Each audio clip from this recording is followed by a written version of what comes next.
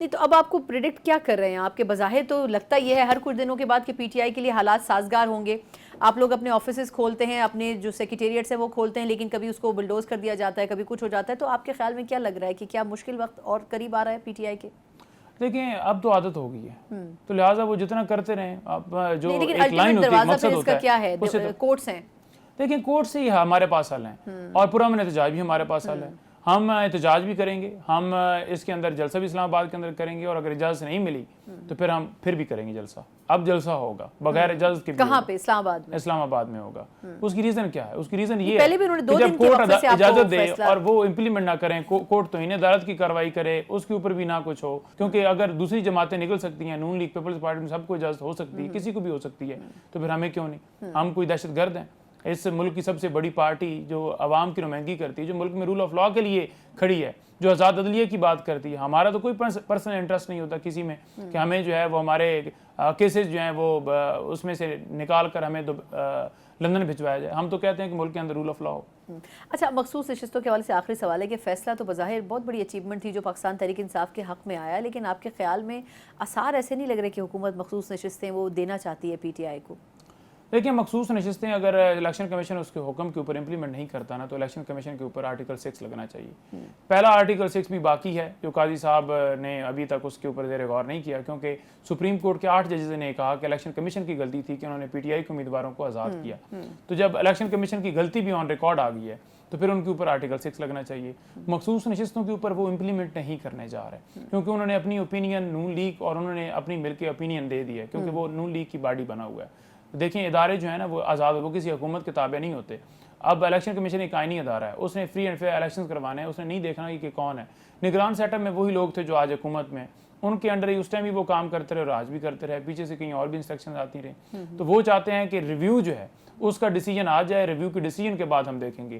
پہلے انہوں نے کہا کہ ہم الیکشن جو ہوئے ہیں تو ہم نے تو الیکشن سپریم کورٹ کا حکم نہیں مارا اور ہم نے 90 ڈیز کے اندر الیکشن نہیں کروائے. اب کیا ہو جائے گا؟ تو مطلب ملک کے اندر یہ چاہتے ہیں کہ قانون ملک ان کے مطابق چلے، قانون کے مطابق نہ چاہیے. یہ بدماشی ہے نا، کھلے عام گنڈا گردی ہے. اور میں سے یہی کہوں گا کہ یہ گنڈا گردی ہے اور یہ آئین کی خلاف ورزی ہے. غداری کے مقدمات ان کے اوپر بنانے چاہیے اور ان کو کیفر کردار تک پہنچانا چاہیے. اور یہ جو ججز کھڑے ہیں سپریم کورٹ میں یا ہائی کورٹ میں یا مختلف جگہوں پر، وہ بڑا زبردست کھڑے ہیں اسی بات کے اوپر. وہ یہ نہ کہیں کہ وہ پی ٹی آئی کے ساتھ کھڑے ہیں. وہ رول آف لاء، اگر ہم غلط کسی جگہ پر ہوں گے نا، وہ ہمیں پوائنٹ آؤٹ کرتے ہیں کہ آپ نے یہ غلطی کی، آپ نے یہ کیا، آپ نے.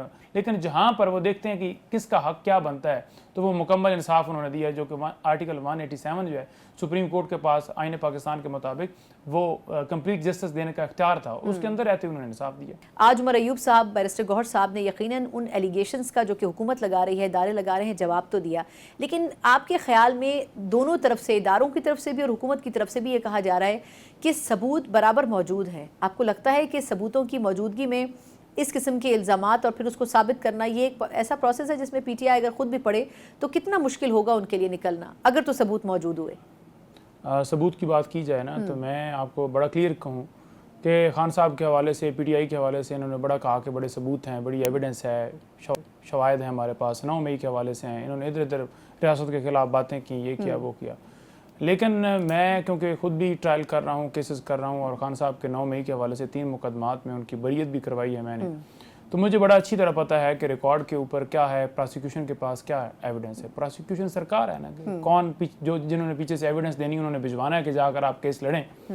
تو ناکام ہے، بالکل کچھ بھی نہیں ہے، ان کے پاس کوئی ایویڈنس ہی نہیں ہے. جب میں نے کہا کہ جی آپ بتائیں کہ ناقابل تردید شواہد لائیں سامنے ریکارڈ کے اوپر 9 مئی کے حوالے سے، تو کوئی ان کے پاس ایویڈنس نہیں ہے. وہ کہتے تھے نا جی کہ یہ بالکل وہاں پر دعویٰ نہیں، وہ جو کالز کہہ رہے ہوتے تھے پنجاب میں اس کی 300 کالز ہیں، اس کی 50 کالز ہیں، ان تمام لیڈرشپ کا وہ تو یہی حوالے دیتے تھے. کوئی ایک کال جو ہے وہ نہیں لائی گئی ریکارڈ کے اوپر، کوئی ایک ایویڈنس نہیں لائی گئی.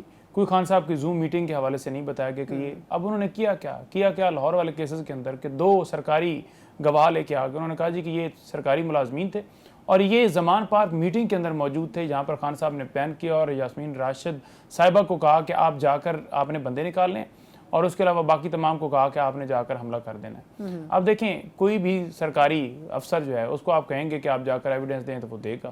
ایویڈنس تو وہ ہوتی ہے نا کہ جو آپ لائیں کہ یہ آپ کی آواز ہے، یہ آپ بات کریں، یہ زوم میٹنگ ہے، یہ ایویڈنس ہے، یہ کال ریکارڈ ہے. کوئی ایسی چیز نہیں ہے. تو اس طرح کی ایویڈنس لا کر اور پھر کہنا کہ آپ 9 مئی کی, میں نے خان صاحب کو بتایا, میں نے کہا یہ اس میں کیا, تو خان صاحب مسکرا رہے تھے کہ دیکھیں ان کے پاس گواہ بھی اگر ملے ہیں تو وہ پلانٹڈ لوگ لے کر آئے ہیں, آن ریکارڈ کوئی ایسی چیز نہیں ہے جس پر خان صاحب کے اوپر یا لیڈرشپ کے اوپر اس طرح کا لگائیں. دیکھیں وہ سارا معاملہ جو ہوا اس کے اندر جوڈیشل کمیشن کی کیوں خان صاحب نے بات کی. جب آپ کسی کے اوپر کیس بناتے ہیں تو اسے موقع دیا جاتا ہے کہ آپ اپنا بتائیں کہ آپ کا کیا موقف ہے. اگر آپ ہمیں موقف ہی نہیں دیں, ہمارا سنیں گے, ہمیں موقع نہیں دیں گے کہ ہم اپنی ایویڈنس دیں کہ یہ ڈاکٹر یاسمین رضا کیسے کہہ رہی ہیں کہ کوئی بندہ بھی اندر نہ جائے, کوئی بندہ بھی جو ہے وہ کور کمانڈر ہاؤس کے اندر نہیں جائے گا, ہم پرامن ہیں اور پرامن رہیں گے. اور اس سے پہلے بھی احتجاج ہوئی یا بعد میں بھی ہوئے. آپ نے کہیں دیکھا کہ میں کسی بلڈنگ کے اوپر چڑھ گیا ہوں یا کوئی ایسا بندہ لیڈرشپ میں